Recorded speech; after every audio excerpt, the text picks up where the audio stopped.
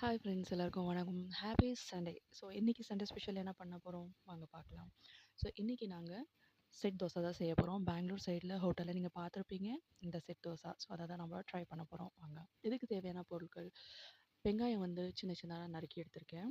Carrot துருவி எடுத்துக்கிட்டேன். கொத்தமல்லியும் கட் பண்ணி எடுத்துக்கிட்டேன். ஒரு தவாவில் ஒரு கரண்டிங்க மாவு எடுத்து ஊற்றுனதுக்கப்புறம் அது மேலே வெங்காயம், கேரட், கொத்தமல்லி போட்டு லைட்டாக அதை ப்ரெஸ் பண்ணி விட்டுக்கலாங்க மாவில். அதுக்கப்புறம் கொஞ்சம் எண்ணெய் ஊற்றி அந்த நல்லா வெந்ததுக்கப்புறம் தோசையை வந்து நம்ம திருப்பி போட்டுக்கலாம். திருப்பி போட்டதுக்கப்புறம் லைட்டாக வந்து இந்த மாதிரி நம்ம ஹோல்ஸ் பண்ணி விட்டுக்கணும். ஏன்னா உள்ளே இருக்கிற மாவு நல்லா வேகணும் அப்படின்றதுக்காக தான்.